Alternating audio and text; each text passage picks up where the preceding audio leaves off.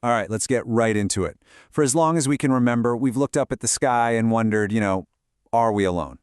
But what if the biggest, most convincing UFO stories didn't actually come from outer space at all, but from inside the Pentagon?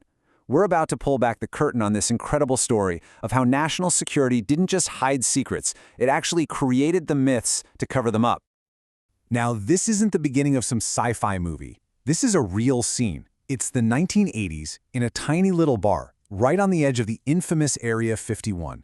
And just like that, a weird, blurry photo of an alien craft just shows up. But behind that one little picture is a government plan that's way more unbelievable than any alien story you've ever heard. And that really gets us to the heart of it, doesn't it? When we see something we just can't explain, is it really something extraterrestrial? Or could it be that we're being expertly guided to think that? To figure that out, we kind of have to flip the whole script. In this story, the Pentagon isn't trying to solve a mystery. They're the ones creating it. So let's dig into how, and more importantly, why, they would cook up their very own alien story. I mean, just think about it for a second. If you're building some top-secret, game-changing piece of technology, how on earth do you hide it when you have to test it out in the open? Well, the Pentagon's solution was just genius, really. You don't just deny it's there. No, you invent a story that's even crazier, even more unbelievable, to act as the perfect smokescreen. A story about aliens. And of course, there's no case file more famous than Area 51. It is the absolute ground zero for UFO mythology. But the real story of what was going on there is so much more strategic and honestly way more fascinating than the myths. And the details are just wild. This wasn't just some rumor that popped up out of nowhere. No.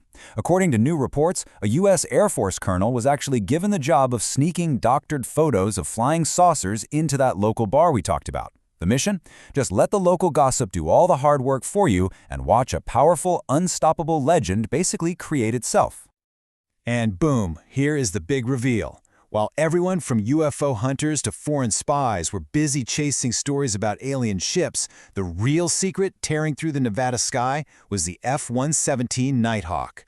This was a stealth fighter so ahead of its time, so alien-looking in its design, that a story about little green men was somehow the more plausible explanation. It was the perfect disguise.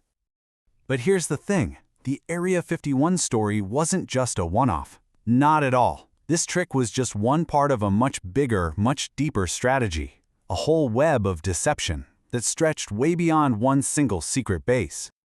Okay. Get this. The Air Force actually created a completely fake unit. They call it Yankee Blue. And its job? To spread disinformation to its own people. Brand new recruits would get these official briefings hinting that they were working with recovered alien tech. It was all a psychological test to make sure they'd stay quiet. And the craziest part? This program was only officially shut down in 2023.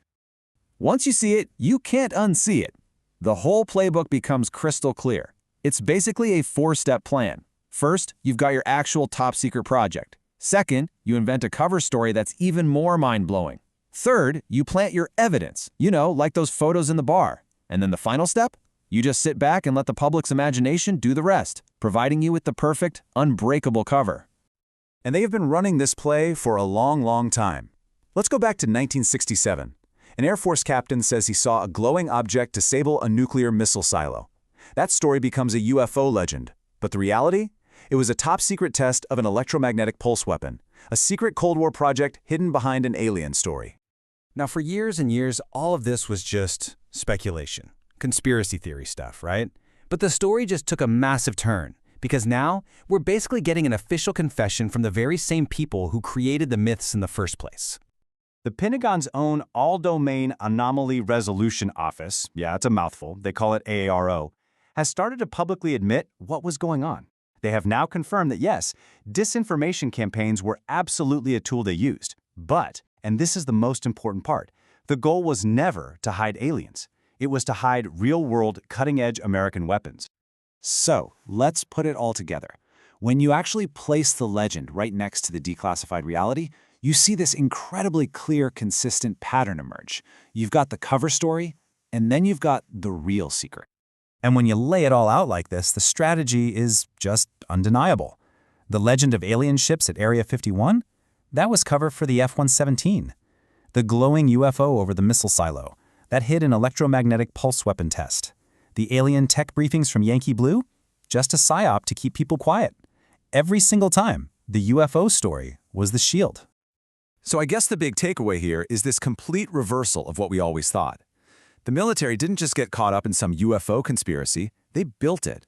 They created the legend with their own hands, because they figured out that a wild conspiracy theory was actually the best possible protection for their biggest secrets.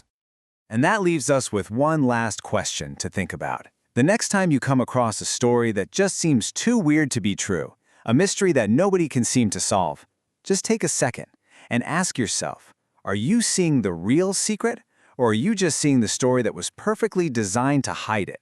Is the myth itself the cover?